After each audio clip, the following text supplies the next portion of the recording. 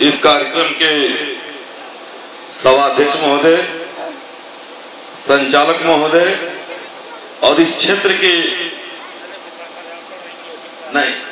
इस क्षेत्र के प्लीज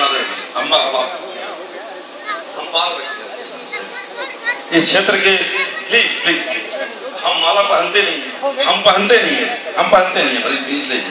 इस क्षेत्र के सम्मानित विधायक गोरखनाथ पासवान जी, तिलमा जमालुद्दीनपुर में उपस्थित इस क्षेत्र के क्रांतिकारी जनता, नौजवान साथियों, सबको मेरा सलाम और नमस्कार है। सबसे पहले मैं कहना चाहूंगा, जननायक कर्पूरी जी की याद में इस ITI कॉलेज पर श्री अरविंद ठाकुर जी का कल मुझे निमंत्रण मिला और हमने रात में कहा था कि एक बार हमसे पूछ लीजिएगा, और जब मैं हाँ कहूंगा तो समझ लीजिए कि मैं पहुंच जाऊंगा। और जब मैं हाँ कहा तो आज आपके बीच में हूं। और मैं बताना चाहता हूं कर्पूरी ठाकुर साहब के बारे में कि जब उनकी बेटी का शादी था, वो चीफ मिनिस्टर थे, DM भी वहां आने का काम किए थे। उन्होंने कहा था सबसे पहले जाकर के अपना कर्तव्य पूरा करो, यहाँ पे आने की जरूरत नहीं है, कर्पूरी अपनी बेटी का शादी कर लेगा। ये बात मैं बताना चाहता हूँ कि सादगी क्या होती है। एक हमें रहीम की कविता हमेशा याद आती है, बड़ा हुआ तो क्या हुआ जैसे पेड़ खजूर, पंछी को छाया नहीं फल लागे अति दूर। मित्रों, बड़े बड़े नाम होते हैं, नाम एक दिन में नहीं हो जाते हैं। हमारे बीच में 15 से चल करके आए हमारे साथी, पुराने साथी सत्येंद्र शर्मा जी, ये हमारे बारे में अच्छी तरह से जानते हैं कि किस तरह से समाजवादी आंदोलनों से, संघर्षों से ओंकार सिंह का जन्म हुआ। और ओंकार सिंह एक मध्यम वर्गीय किसान परिवार में पैदा होकर के आज उच्चतम न्यायालय में एक स्थापित अधिवक्ता के रूप में है। और आज आपके बीच में सलेमपुर लोकसभा से समाजवादी पार्टी से मैंने टिकट मांगा है, और यदि समाजवादी पार्टी के मुखिया हमें टिकट देते हैं तो उनके टिकट का मैं स्वागत करूंगा और उस टिकट से चुनाव लड़ने का काम करूंगा।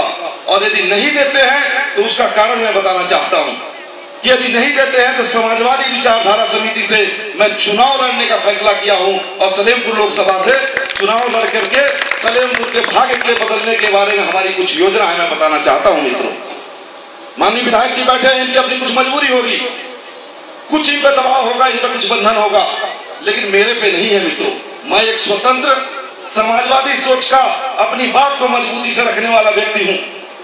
नेता वो होता है, कार्यकर्ता वो होता है जो अपने नेता की आंखों में आंखें डाल करके अपनी बात को रख सके, अपने हक को छीन कर ला सके। मित्रों, समाजवादी बुलेटिन भी छपा है, विधायक जी में पढ़े होंगे, हमारे बैग में है, मैं दिखाना चाहूंगा तो दिखा दूंगा। मंत्रिमंडल की बैठक में 1 अरब 3 करोड़ 21 लाख का एक स्विमिंग पूल बनाने का प्रस्ताव हुआ सही में। मित्रों, और यही के ताकतवर मंत्री जो कैबिनेट में अपने को ताकतवर मंत्री के रूप में जाने जाते हैं, मुंह बंद कर करके स्वीकृति देते हैं। यहाँ की सड़कें, यहाँ के अस्पताल, जनपद देवरिया की बात हो चाहे जनपद बलिया की बात हो, सड़कें अपनी दुर्दशा पे रो रही हैं। उन्होंने इनको ये जिम्मेदारी नहीं बनी कि ये उठा सके कि इन सड़कों की मरम्मत के लिए मुझे धन चाहिए। जब मैं बात करता हूं तो कहते हैं ओंकार सिंह का बगावती तेवर है। बगावती तेवर नहीं है मित्रों, अपने हक को छीनना, अपने हक को मांगना यह अधिकार है। इसके लिए किसी भी हद तक आपको जाना चाहिए। मित्रों, मैं कहना चाहता हूं आपसे, आज जो है कई लोगों ने कहा कि आप विकास कैसे करेंगे। आदरणीय मुलायम सिंह जी के गुरु थे अर्जुन सिंह भदौरिया। अर्जुन सिंह भदौरिया डॉक्टर राम मनोहर लोहिया के कमांडर थे। जब इसी उत्तर प्रदेश की सरजमी पे गोविंद बल्लभ पंत की सरकार थी और नहरों का रेट बढ़ाया गया तो लोहिया ने कमांडर को बुला के कहा, कमांडर तुम इसका विरोध करो, यदि तुम विरोध कर सकते हो तो जोरदार तरीके से विरोध करो। और उनका उंगली पकड़ करके मुलायम सिंह जी संघर्ष करते करते आज इतने बड़े पद पे पहुंचे हैं। उनके संघर्षों को मैं सलाम करता हूं। और मैं आदरणीय हरिकेवल जी के गुरु थे उग्रसेन सिंह जी, वो हमारे सगे रिश्तेदार थे और उग्रसेन सिंह के हमारे घर आना जाना रहा। और जब मैंने पहला राजनीतिक कदम रखा तो हरिकेवल जी ने मेरा हाथ थापा और राजनीति का कगगा मुझे सिखाया। राजनीति का कगगा हरिकेवल जी से सीख करके आज मैं इस स्थिति में बना कि लोकसभा का चुनाव लड़ सकूं।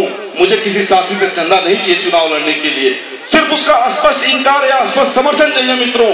और यदि केंद्र की सरकार में मुलायम सिंह जी प्रधानमंत्री के कैंडिडेट होते हैं तो सबसे पहले मैं समर्थन देने का काम करूंगा, और यदि नहीं होते हैं तो संसदीय क्षेत्र सलेमपुर में विकास के लिए यदि ये निर्दल प्रत्याशी के तौर पर समाजवादी विचारधारा समिति के तहत ओंकार सिंह जीत कर जाते हैं तो वकील ऐसी फंसेगी कि प्राइम मिनिस्टर को आकर के भी यहाँ विकास की धारा बहाना पड़ेगा। मित्रों, मैं ये कहना चाहता हूँ आपके बीच में, आज सबको दर्द होता है, सबको परेशानी होता है। रिजवान साहब ने कुछ बड़ी कड़वी बात कही, उस बात का मैं समर्थन करते हुए मैं कहना चाहता हूँ, ये बलिया की धरती, मंगल पांडे जो 1857 में गदर किए और चित्तू पांडे जो 1942 में आंदोलन किए, यहाँ गदरी का पशु मेला जो विश्व का द्वितीय विश्व पुष्कर के बाद द्वितीय स्थान पे वो पशु मेला था।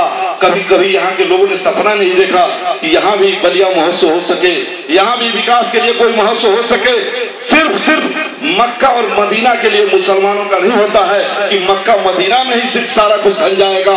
जहाँ हम रहते हैं वो भी अपना घर भी एक मक्का मदीना होता है। मित्रों, मैं कहना चाहता हूँ, जो अपनी बात को जोरदार तरीके से अपने हक को ना मांग सके वो भी गुनाहगार होता है। मित्रों, हम कानून में जानते हैं कि एक आदमी की हार होती है, एक आदमी की जीत होती है। जीतने वाला बड़ा प्रफुल्लित होता है कि मैं जीत गया हूं, और हारने वाला बड़ा अंदर से दुखदाई होता है कि मेरे संघर्षों के बाद मुझे जीत नहीं मिली, हार मिली। तो मुझे हमेशा समाजवाद की एक लाइन सिखाती है कि जाति पात से ऊपर उठकर राजनीति करना, गिरते को सहारा देना, जिनके आंखों में दुख होगा उसके आंखों को पोंछ करके चेहरे पर मुस्कान देना। मित्रों, मेरा मात्र यही उद्देश्य है और इसी उद्देश्य के लिए मैंने आपके बीच में आने का यहाँ काम किया। सबको सलाम करता हूँ, कर्पूरी जी को अपना नमन देता हूँ। जय हिंद, जय समाजवाद। बहुत बहुत धन्यवाद, बड़ी अच्छी तेवर, और यह जानकर बहुत प्रसन्न हुआ कि जुआ भावी प्रत्याशी हम लोगों के बीच, ईश्वर आपकी कामना को पूरी करे। एक बार मेरा